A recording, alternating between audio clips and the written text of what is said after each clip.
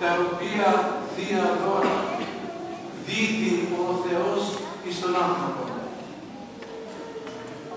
Και επί του θέματος αυτού θα αναφερθούν σε 3 ερωτήματα.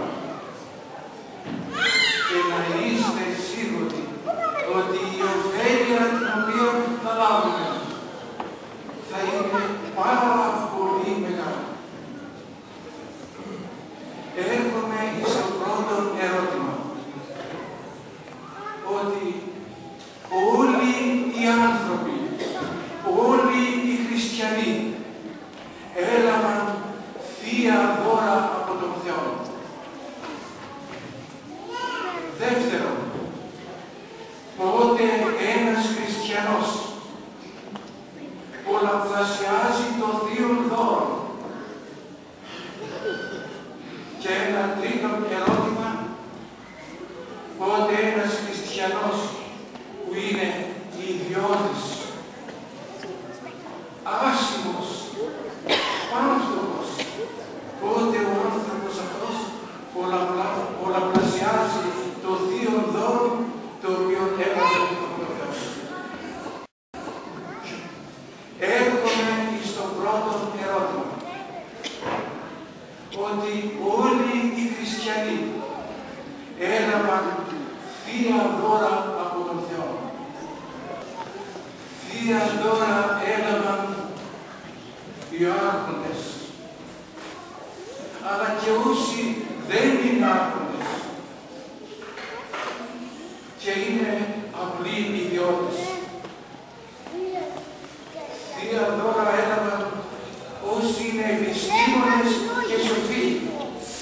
Αλλά θεία δώρα λαμβάνουν και οι άνθρωποι εκείνοι οι οποίοι δεν είναι επιστήμονες και δεν είναι σοφοί. Θεία δώρα λαμβάνουν οι τεχνίτες, αλλά θεία δώρα λαμβάνουν και οι άτιμοι. Θεία δώρα λαμβάνουν οι πλούσιοι, αλλά θεία δώρα λαμβάνουν και όσοι άνθρωποι είναι φτωχοί. Γεννάται τώρα το ερώτημα. Ποιος είναι ο σκοπός για τον οποίο ο Θεός δίδει τα θεία του δώρα σε όλους τους ανθρώπους. Ένας είναι ο σκοπός. Ο σκοπός της σωτηρίας μας. Βλέπετε, αγαπητοί μου χριστιανοί, γιατί το κήρυγμα του Θείου Λαού ενέχει πάντοτε ιδιαίτερη σπουδαιότητα και σημασία, διότι αποβλέπει στην σωτηρία των ψυχών.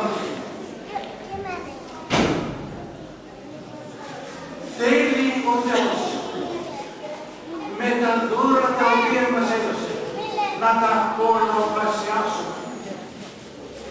Απαραίτητος προϋπόθεσης, εάν θέλουμε να σωθούμε, να πολλαπλασιάσουμε τα δώρα τα οποία μας έδωσε ο Θεός.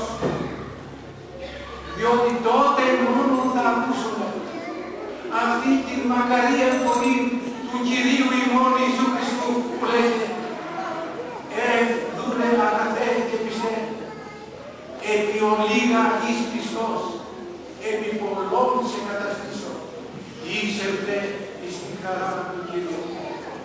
Που θα πει, έβγε, δούλε, αγαθέ και πιστέ. Βλέπετε, αγαπητοί μου, όλοι οι άνθρωποι από τον Θεό χαρακτηρίζονται ως δούλοι. Όλοι οι άνθρωποι, όλοι μας είμαστε δούλοι του Θεού. Και ο Θεός κάνει τη διάκριση. Άλλοι μένα από τους δούλους λέγουν αγαθοί και πιστοί και άλλοι να είναι πονηροί. Δούλε, αγαθέ και πιστέ.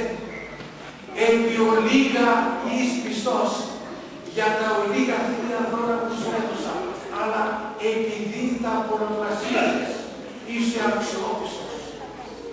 Επί πολλών σε καταστήσω, θα σε καταστήσω άξιον για περισσότερα και για μεγαλύτερα. Και έτσι λοιπόν όσοι άνθρωποι αξιώνονται του πολλαπλασιασμού των θείων δώρων που δίδει ο Θεός εμάς στους ανθρώπους, αξιωνόμεθα να εισέλθουμε στην Βασιλεία τον ουρανό. Αυτό είναι